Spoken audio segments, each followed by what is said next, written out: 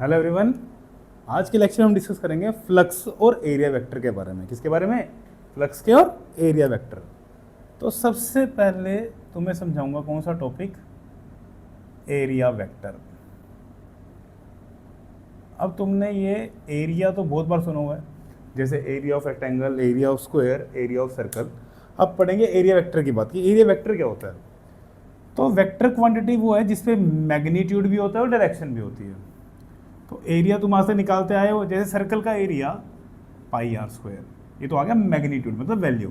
अब इसकी डायरेक्शन होती है परपेंडिकुलर टू प्लेन, मतलब जिस प्लेन में वो पड़ा है उसके परपेंडिकुलर। सपोज करते हैं जैसे ये बोर्ड है, फिर ये मान लेते हैं ये एक्सिस एक्स है। कौन सी? ये लेट्स से ये वाली एक्सिस एक्स है, ये वाली वाई है और ये वाली जेड है, जो बाहर की तरफ आ रही है वो जेड है। फिर बोर्ड 2D हम बना नहीं सकता, तो ये बोर्ड है एक्स वाई प्लेन में कि ऐसे इसकी लेंथ और ऐसे इसकी ब्रेथ। तो इसका एरिया वेक्टर आएगा बाहर की तरफ, किधर आएगा इसका एरिया वेक्टर? बाहर की तरफ, तो जेड एक्सिस में होगा। आई होप क्लियर हो गया होगा। तो अगर मैं यहाँ पे ये बोर्ड का डायग्राम बनाऊँ, लेट्स से सपोज ये बनाया मैंने board, let's say length L है और ब्रेथ बी है, और मुझे बोला इसका एरिया वेक्टर लिखो। क्या लिखो? इसका एरिया वेक्टर। तो इसका एरिया मतलब मैग्नीट्यूड कितना होगा? एल इंटू बी, ये आ गया इसका मैग्नीट्यूड। और डायरेक्शन किधर देखिए? Z axis. जेड एक्सिस के लिए लगाते हैं हम क्या? के कैप। तो ये बनता है हमारा एरिया वेक्टर कि मैग्नीट्यूड जो तुम आज तक पढ़ते आए हो और डायरेक्शन परपेंडिकुलर टू प्लेन। जैसे फॉर एग्जांपल बात करते हैं, अगर कोई एक्स जेड प्लेन में हो, जैसे यहाँ पे कोई सर्कल है। अब एक्स जेड प्लेन कौन सा होगा इस रूम के अकॉर्डिंग? ये एक्सिस थी एक्स और ये इधर जा रही है कौन सी एक्सिस? जेड। तो ये जो प्लेन है ना, जो फ्लोर है, ये एक्स जेड होगा। तो इसका एरिया वेक्टर किधर आएगा? ऊपर की तरफ, मतलब वाई एक्सिस में। तो इसका अगर इस सर्कल की रेडियस हमें आर दे रखी है, तो इसका एरिया वेक्टर क्या आएगा? Pi r square. तो क्या आ गया? मैग्नीट्यूड इनटू में क्या आएगा? J cap for Y axis. Clear हो गया। अब अगर कोई वाई जेड प्लेन में हो, किसमें हो? वाई जेड प्लेन में। जैसे यहाँ पे है, लेट्स से एक स्क्वायर ले लेते हैं ताकि सारे एरिया कवर हो जाए। अब वाई जेड प्लेन कौन सा होगा? ये एक्सिस वाई और ये वाली जेड। तो ये वाली दीवार जो होगी ये किस में होगी? वाई जेड एक्सिस में। अब इसका एरिया वेक्टर किस तरफ होगा? या तो इस तरफ या इस तरफ, मतलब दो डायरेक्शन हो सकती है। अभी के लिए मैं इस तरफ लेके चल रहा हूँ। किस तरफ? एक्स एक्सिस में। तो इसका एरिया वेक्टर किधर होगा? इसका एरिया वेक्टर कितना होगा? सॉरी, ए स्क्वायर इसका एरिया इंटू में एक्स एक्सिस के लिए क्या लगेगा? I cap. हाफ पॉइंट आई गया है तो it can be positive I cap और it can be negative I cap. अभी बात करेंगे इसके आगे कैसे होगा। तो मेरे ख्याल समझ आ गया होगा। तो एरिया वेक्टर क्या होता है? जिसका मैग्नीट्यूड मतलब जिसकी वैल्यू होगी गिवन एरिया के बराबर और डायरेक्शन होगी परपेंडिकुलर टू प्लेन। समझ आ गया सबको? तो एक काम करना, रूम में 6 दीवारें होंगी तुम्हारे, चेक करना सबका एरिया वेक्टर किस तरफ जा रहा है। फिर अगर मैं बात करूँ छत की, छत का एरिया वेक्टर किस तरफ होगा? ऊपर की तरफ। अब जरा बताओ इसका प्लेन कौन सा था? प्लेन, इसका प्लेन एक्स और जेड। तो एरिया वेक्टर आया था वाई डायरेक्शन में, याद रखना, न्यूमेरिकल में हेल्प करेगा। इसका प्लेन कौन सा था? इसका प्लेन एक्स और वाई, और इसका एरिया वेक्टर किस में आया था? जेड एक्सिस में। इसका प्लेन क्या था? प्लेन वाई और जेड। तो इसका एरिया वेक्टर कौन सी डायरेक्शन में आया? एक्स एक्सिस में। तो जो भी प्लेन में होगा उसके परपेंडिकुलर डायरेक्शन जो बची उसमें उसका क्या होगा? Area vector. न्यूमेरिकल में भी बोल देता कई बार कि a square loop lying in X Y plane. तो एक्स वाई प्लेन है तो एरिया वेक्टर किधर होगा? जेड एक्सिस, मतलब के कैप। आई होप समझ आ गया होगा, तो नोट इट डाउन। अब एरिया वेक्टर क्लियर हो गया। अब पढ़ेंगे टॉपिक कौन सा? फ्लक्स। सिंबल होता है फाई। तो फ्लक्स होता है किसी एरिया से कितनी फील्ड लाइन क्रॉस होकर जा रही है। तो number of field lines crossing a given area. अब इसका फॉर्मूला कैसे होता है कि सपोज करते हैं जैसे ये एक प्लेन दे रखा है हमें, क्लियर? ये प्लेन ना ऐसे ऐसे ऐसे, तो इसका एरिया वेक्टर किधर होगा? इधर बाहर की तरफ। तो ये डायरेक्शन आ गई हमारे पास इसके एरिया वेक्टर की। अगर मैं रूम की अकॉर्डिंग बात करूँ तो ये वाली दीवार है, ठीक है। और जो इलेक्ट्रिक फील्ड है ना, वो मान लिया मैंने ऐसे जा रही है इलेक्ट्रिक फील्ड, और ये कितना एंगल बना रही है? थीटा। तो थीटा किसके बीच में एंगल है? Theta is angle between electric field and area vector, clear? But मैंने यहाँ पे एक एंगल और डिफाइन करता हूँ, न्यूमेरिकल में क्या कंफ्यूज करता है, अल्फा। अल्फा किसके बीच में एंगल है? अभी समझाता हूँ अल्फा क्या होगा। Angle between plane and electric field. Example देता हूँ, जैसे बोर्ड है तो ये डायरेक्शन किसकी, एरिया वेक्टर की। मैंने ये बोला ये ब्लू वाला मार्कर है हमारी इलेक्ट्रिक फील्ड, तो ये एंगल तो है थीटा और ये प्लेन के साथ एंगल अल्फा है। आई होप समझ आ गया होगा कि इन दोनों मार्कर के बीच का एंगल कौन सा है, थीटा, और ये एंगल कौन सा है, अल्फा। अब बताओ अल्फा प्लस थीटा कितना, तो अल्फा प्लस थीटा होता है 90। एग्जाम्पल समझ आ गया होगा कैसे, देखो ये एरिया वेक्टर, चलो पहले वाला, ये एरिया वेक्टर, ये इलेक्ट्रिक फील्ड, और ये था अल्फा और ये था थीटा, तो अल्फा प्लस थीटा कितना 90। अब जो मेरा फ्लक्स है ना, फ्लक्स का फॉर्मूला होता है E A cos theta. What is E, electric field, A area, और theta angle between electric field and area vector. ठीक है, अभी आया कैसे, इलेक्ट्रिक फील्ड का कौन सा कंपोनेंट यहाँ से पास होगा, ई कोस थीटा, और कौन सा कंपोनेंट यहाँ से जाएगा, ई साइन थीटा। तो सिर्फ कोस कंपोनेंट क्रॉस करके जा रहा है इस एरिया को, क्योंकि साइन थीटा तो उसके पैरेलल हो गया, तो फ्लक्स का फॉर्मूला क्या बन गया, ई ए कॉस थीटा। तो आई होप क्लियर हो गया होगा ये फ्लक्स का फॉर्मूला हमारा। अगर इसको वेक्टर फॉर्म में लिखे तो कैसे लिखेंगे, flux is equal to E vector dot A vector.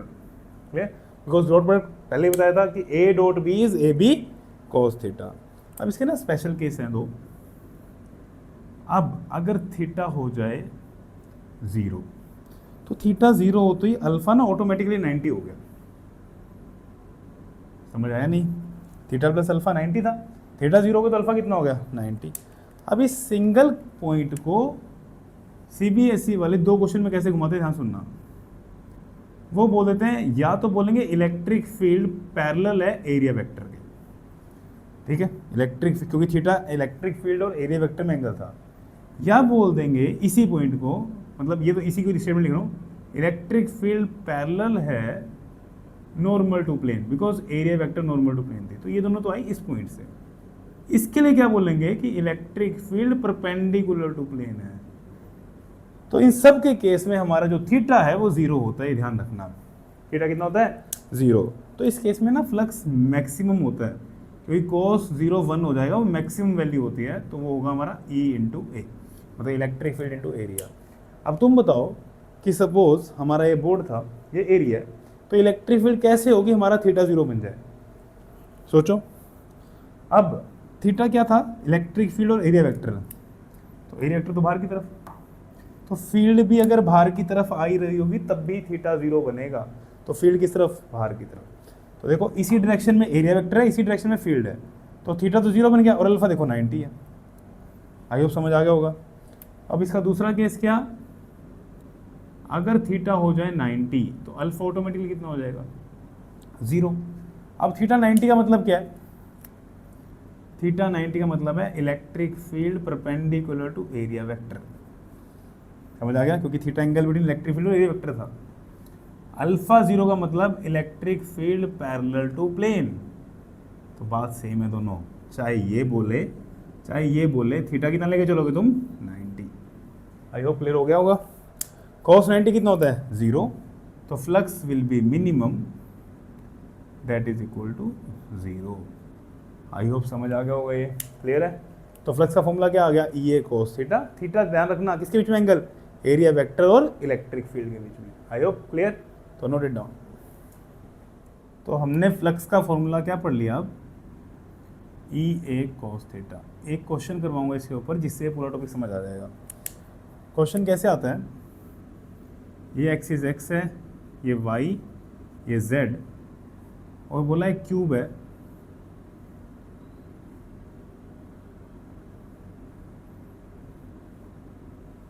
ठीक है। इससे फ्लक्स निकालना है, क्या निकालना है इससे हमें, फ्लक्स क्यूब से, और इलेक्ट्रिक फील्ड दे रखी है एक्स एक्सिस में, और इलेक्ट्रिक फील्ड कांस्टेंट है ई, कौन सी डायरेक्शन में, एक्स एक्सिस में। अब क्यूब के कितने फेस होते हैं,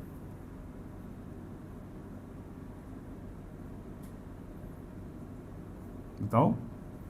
क्यूब के होते हैं 6 फेस, 6 फेस। 6 के 6 फेस के नाम लिख लें, लिखवाओ जरा 6 के 6 फेस के नाम। पहला आ गया ए बी सी डी, देखो ऊपर वाला फेस। दूसरा लिख देते हैं हम, नीचे वाला फेस लिख देते हैं जी एच ई एफ। तीसरा लिखते हैं सामने वाला फेस जो होगा ए डी एफ जी। पीछे वाला फेस लिखवाओ, BCEH, समझ आ गया। इधर वाला फेस लेफ्ट साइड वाला ABHG, राइट साइड वाला फेस DCEF, समझ आ गया। मैं 6 फेस किसी की बात कर रहा है। आप रूम को देखो और इमेजिन करो। अब ना 3D बॉडी के केस में, इस केस में 3D बॉडी, एरिया वेक्टर हमेशा मैंने बताया 2 डायरेक्शन होती है कि इस तरफ भी हो सकती है और इस तरफ। तो बॉडी से बाहर की तरफ समझाता हूँ कैसे, जैसे ABCD में करके दिखाता हूँ। ABCD ये वाला फेस है ना, ये वाला फेस मतलब छत की बात कर रहे हैं, मतलब सपोज ये है, तो इसका एरिया वेक्टर या तो ऊपर होगा या नीचे। अब ये बॉडी से बाहर निकालना है तो नीचे की तरफ नहीं जाएगा, ये हमेशा बाहर की तरफ। तो अगर मैं बात करूँ, ये एक्सिस ऊपर की तरफ कौन सी एक्सिस आएगी, वाई एक्सिस। तो इसका जो एरिया वेक्टर है ना वो वाई एक्सिस में होगा, और क्यूब है, लेट्स से साइड ए दे रखिए, क्यूब की साइड ए है, तो एरिया वेक्टर क्या बनेगा इसका A², और ऊपर की तरफ एक्सिस कौन सी, वाई, तो J cap is for Y axis. अब अगर एरिया वेक्टर ऊपर, फील्ड इधर, थीटा कितना हो गया 90, थीटा 90 होते ही फ्लक्स कितना हो जाता है 0, बिकॉज फ्लक्स का formula EA cos theta, theta 90 flux 0। समझ आया नहीं है। GHEF, इसका एरिया वेक्टर किधर होगा, अब ये नीचे वाला फेस हो गया, इसका एरिया वेक्टर नीचे की तरफ आएगा, तो क्या लिखेंगे इसके एरिया वेक्टर की डायरेक्शन, -A² जे कैप। ये माइनस साइन बता रहा है नेगेटिव वाई एक्सिस, तो अगेन फ्लक्स कितना हो जाएगा इसमें, फ्लक्स 0। ADFG, ये सामने वाला फेस है, इसमें ये सामने वाला, इसका एरिया वेक्टर यहाँ भी हो सकता है और बाहर भी। बताओ किस तरफ होगा, अंदर नहीं ले सकते, बॉडी से बाहर की तरफ, तो आउटवर्ड्स। फील्ड इधर, एरिया इधर, थीटा 90। तो अब इसका एरिया वेक्टर क्या होगा, किधर आया था, बाहर की तरफ ना, बाहर की तरफ Z एक्सिस थी, तो क्या बनेगा A² K cap, flux again 0। इसका एरिया वेक्टर पीछे वाले फेस का उधर उस तरफ, तो एरिया वेक्टर बनेगा -A² K कैप, तो फ्लक्स अगेन 0। समझ आ गया होगा कैसे, एरिया वेक्टर इधर, फील्ड इधर। अब बचा 2 फेस HG, ये वाला फेस है, तो इसका एरिया वेक्टर इधर बाहर की तरफ, बाहर की तरफ कौन सी एक्सिस, नेगेटिव एक्स एक्सिस, तो इसका एरिया वेक्टर किधर होगा, -A² I कैप। माइनस क्यों आया, नेगेटिव एक्स एक्सिस के लिए। अब फील्ड थी इस तरफ, एरिया वेक्टर इस तरफ, कितना थीटा हो गया 180 डिग्री, और cos 180 कितना -1, तो flux is EA cos 180, cos 180 is -1, तो -EA। और लास्ट DCEF, इस ये वाला फेस, एरिया वेक्टर इधर A² I कैप। अब फील्ड भी इधर, एरिया भी इधर, तो थीटा कितना हो गया 0, तो that is EA cos 0 that is equal to E into A। तो आई होप क्लियर हो गया होगा। अब ना थीटा 90 फ्लक्स 0 हो गया, मुझे ना ये दोनों पॉइंट समझाने हैं, यहाँ समझना। मुझे बताओ यहाँ पे फील्ड एंटर कर रही थी या लीव कर रही थी, देखो फील्ड एंटर कर रही है, यहाँ से इस फेस से एंटर कर रही है, और फ्लक्स नेगेटिव आया था। तो याद रखना जो इनकमिंग फ्लक्स होता है वो हमेशा नेगेटिव होता है, और जो आउटगोइंग, इस फेस से फील्ड बाहर निकली थी, आउटगोइंग फ्लक्स वो हमेशा पॉजिटिव होता है। तो incoming flux is negative and outgoing flux is positive. समझ आ गया होगा, क्लियर है, नोट कर लो इसको इतना। अब टोटल फ्लक्स आएगा 0, क्योंकि देखो जितना नेगेटिव था उतना ही पॉजिटिव था, जितनी फील्ड एंटर कर रही थी उतनी फील्ड लीव कर रही थी। तो इसको ये याद रखना कि अगर फील्ड यूनिफॉर्म है, फील्ड कैसी है यूनिफॉर्म, CBSE पूछा हुआ क्वेश्चन है, और 3D बॉडी है, कैसी बॉडी है 3D, तो फ्लक्स हमेशा टोटल 0 होगा। क्या याद रखोगे, uniform field 3D body, flux is always 0। क्यों, क्योंकि जितना फ्लक्स एंटर करेगा उतने फ्लक्स लीव करेगा। आई होप समझ आ गया होगा, तो नोट इट डाउन। तो अभी हमने लेक्चर में, पूरे लेक्चर में फ्लक्स का फॉर्मूला क्या पढ़ा, phi is equal to EA cos theta.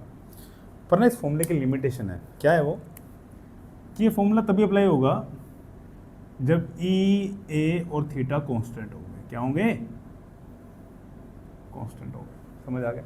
अब इसका मतलब क्या है, जैसे मैं एग्जांपल देता हूँ एक, जैसे ये सिलेंडर, सिलेंडर क्यूब के कितने फेस थे 6, सिलेंडर के 3 फेस होते हैं, ऊपर वाला, नीचे वाला और एक कर्व्ड पोर्शन।